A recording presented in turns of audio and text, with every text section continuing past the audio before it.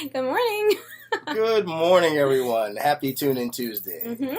Welcome again to the Positive Energy Podcast with Marcy and Kelly. I, of course, am Kelly, and this is my partner in spirit, Marcy Lambert-Pelican. Hello. How's everybody doing? Marcy, how you feeling?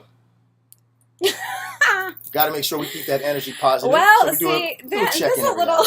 I had a paranormal experience. It was not a good one.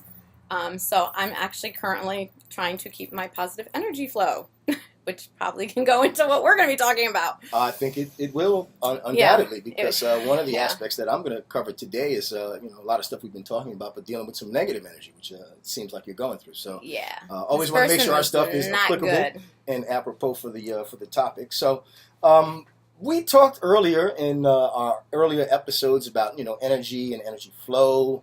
We did mention something about the chakras.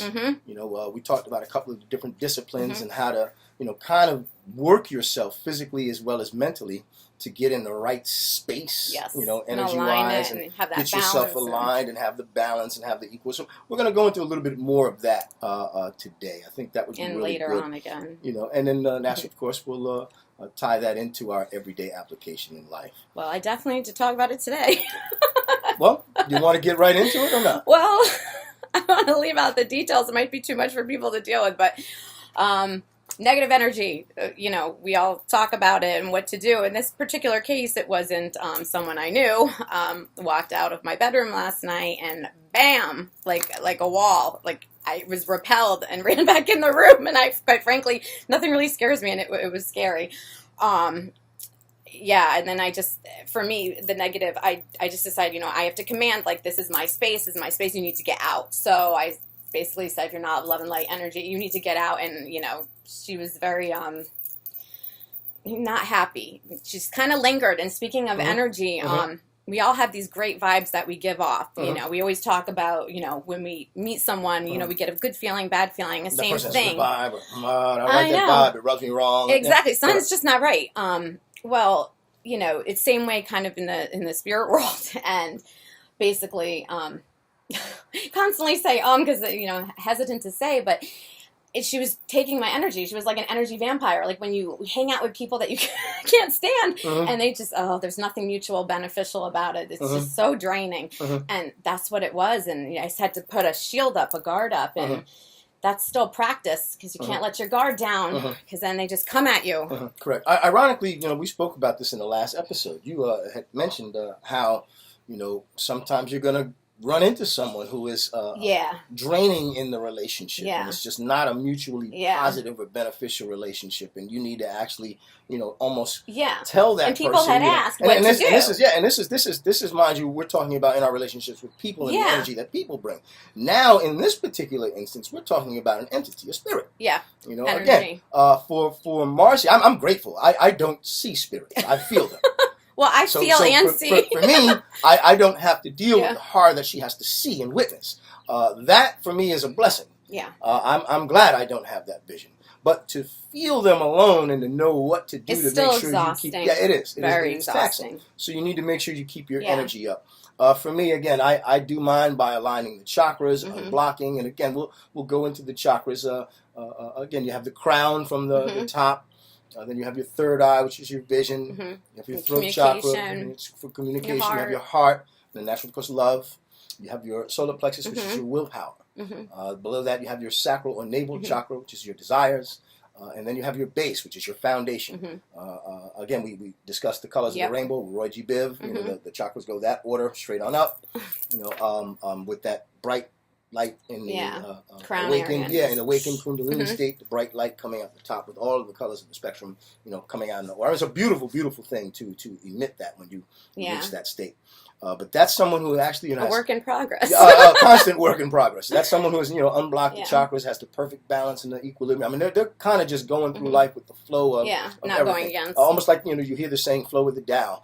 Go with the way.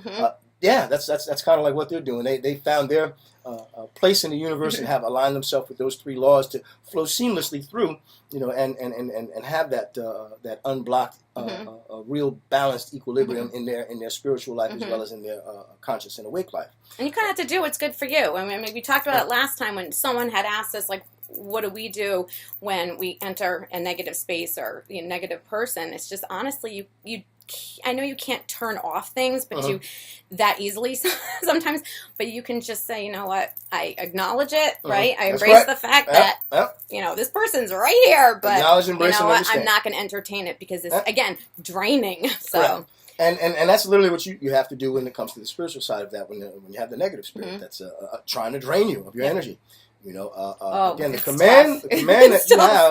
command that you have as a spiritual entity and being a being of light. That's what we are. We are luminous beings, to quote my man Yoda. Luminous beings are we, not this crude matter. Yeah. But to be able to do that, as an ability to command. Spirit it's that really is not empowering, but you have to believe in yourself. It's so empowering, and it's a power that you have to tap into. That's why we chose Tune In Tuesday. You have to tune in and tap into really tap into you as the powerful being that you are, and utilize that for your benefit. The funny thing is, so many that's how people, you turn the negative. It's all about that perspective. So many people have told me per like text message or IMs or whatnot on our page. How do I, I'm bombarded with Claire audio, I'm bombarded with, seeing these things, feeling these things, and they're just unsettling. And I just tell them exactly what you and I spoke about. You just have to out loud be like, this is my space. You cannot be in my space because I cannot be drained. And of course, they technically don't want you drained for obvious reasons. Correct. So they actually do leave you alone. You have to command it. Another great segue, another thing you need to do on a regular basis, it has to become part of your regular being. Meditate, practice yoga. Okay, I'm guilty of that. These physical things you need to do. They strengthen you, and they give you clarity as you move up in level. There are levels to this stuff, and you need to be able to develop yourself. It's a process. It's a process. It's just like everything in growth. There's it's a process, and you're growing in this as well. So for me, the meditation works. The yoga works there's so many different yogas that you could try. Ashtanga yoga, Siddha yoga, Prana yoga. Check out all the different disciplines that you want. For me, I like my man Rodney Yee. He's very, very easy. I just like easy, sitting on the going, grass. But if you try and pull in a daily regimen of salutation to the sun, or envisioning. Correct. That's a form of meditation as well. When I'm cooking dinner, like yesterday, we had tacos. I was sitting there with my iPhone, and I had the meditation YouTubes, and I just was listening to them, kind of blindly, like cooking my tacos for everybody. So, but yeah, anything I could squeeze in. So they were watching SpongeBob, and I was just in the kitchen listening to the hums. and those meditative moments where you can kind of focus. That's really what meditation is about. Focus. Typically you want to focus in on one thing. With me, I like to try and focus in on the sounds around me. Sometimes I'll focus in on my breathing, but ultimately you focus in on that one thing until you focus in on nothing. We call that going in. Same thing with qigong. Same kind of physical exercise stuff, mixture of Tai Chi and yoga kind of for cleansing the body and pushing out and moving energy through your chakras to make sure you have that. You want to try and apply this stuff daily in your life so that you will have a clean energy flow constantly coming through. And again, that's what you emit. You emit that positivity out into the world. That's why we see auras. Law of attraction, they call it. Yeah, correct. See, you told me about the sun and being a good form of energy. And so I listened to you, and then I couldn't seem to absorb it. I was having a hard time. It's like I was almost like focusing too hard. When you try too hard and you mess up. Correct. So that's right. That's usually how it happens. I didn't mess up. Focus too much energy on one thing. Yeah, and then mess it up. It's like up overworking it. So one of my best friends had told me, just pretend I have a sunroof over my head, and it just flows, and you just visualize it going down. And I did, and I did that, and it was super cool. And I actually felt, I don't even know how to describe it. It just felt like I would get chills, because I knew it was being absorbed. It was cool. Word you said. Flow. Yeah. That is. It sounds like it's that simple. Yeah. Because I was like, why did I make it so hard?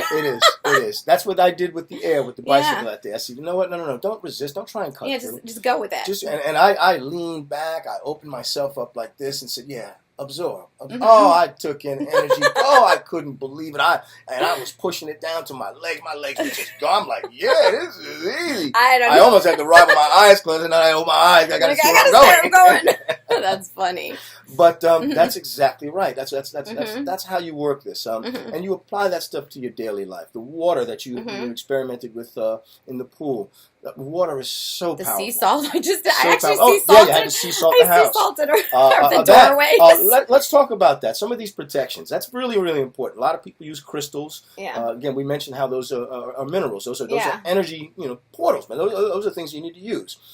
Incense are also things that work well. Do they say frankincense or something? I've never used that actually, but I heard it's really good. Frankincense and myrrh is very, very powerful. I saged too this morning because I had to. I would recommend using oils. Musk, again, frankincense again, myrrh, but a lot of musk. I'm a green African musk guy. I love it. It's probably one of my favorite smells. It smells very nice, and it's very, very powerful as an oil. It sticks with you.